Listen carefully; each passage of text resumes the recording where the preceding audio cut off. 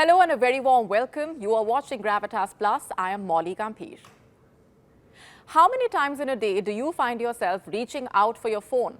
Thanks to a ping, a notification, or just mindlessly wanting to check what's new on social media.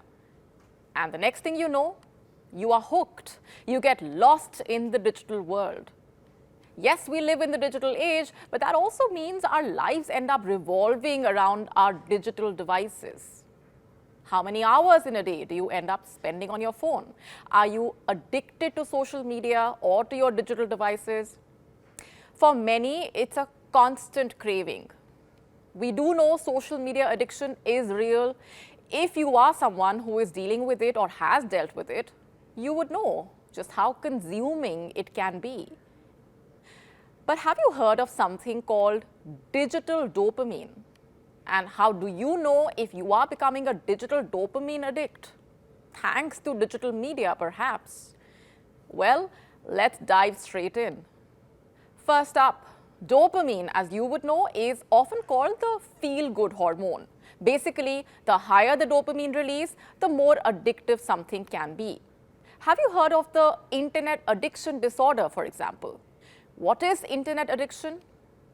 When one feels a compulsive need to spend a lot of time in the online world, on the internet, with the other aspects of your life taking a hit. But of course, our brains have always loved to seek pleasure. And over time, access to what can be considered addictive has changed drastically. It's a lot about instant gratification, the ease of access perhaps. Dopamine at times is just a click away. Forget about the time when just getting in touch with someone could be a Herculean task. But with that, a lot of other changes have now come about. Our lives have changed in multiple ways, and with that, there's been the rise of digital dopamine.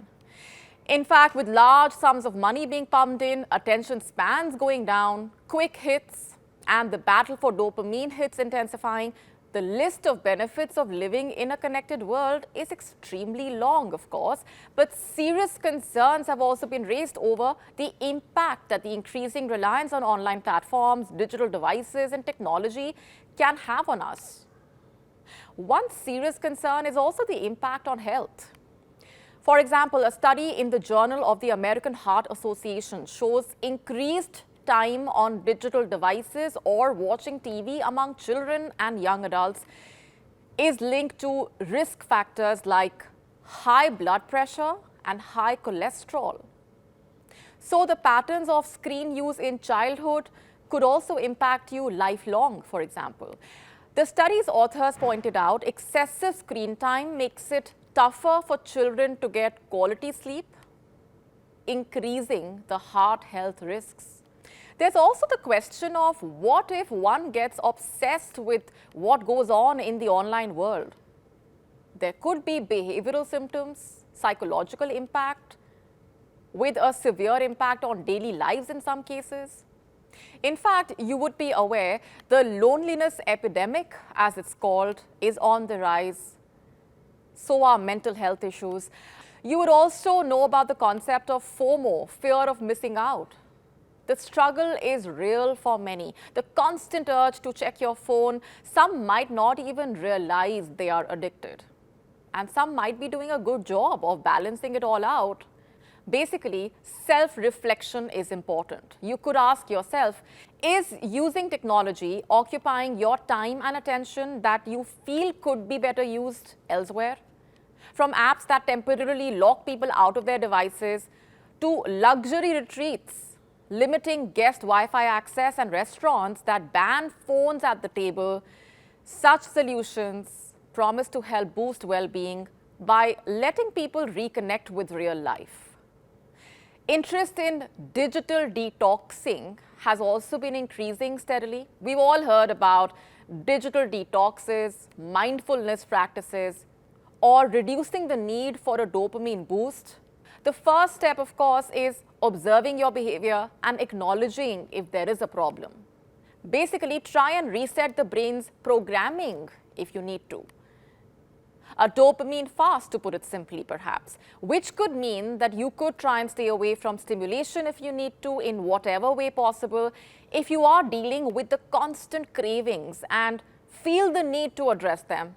You should, and try and understand if there is dependency and how it actually affects you. You could also try turning off notifications, for example, if you need to try and reduce the time you spend on your devices, or watch your screen time and put limits on it if you need to. There are ways to take control of your devices and the time you spend on them.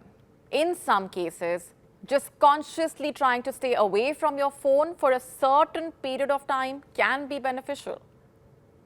You would have heard of phone-free events as well, a chance to keep the phone away, get outside the online bubble and reconnect with the real world. Digital detox events also, where you can get away from beeps and distractions and just be. There are also retreats that are organized for those seeking a longer detox. For some people, a digital detox retreat can be an opportunity to evaluate daily habits and consider whether they need to be changed. To put it simply, moderation is key. Trying to find a balance is important if there is a need to do so. And the fact is, there is no running away from the digital space.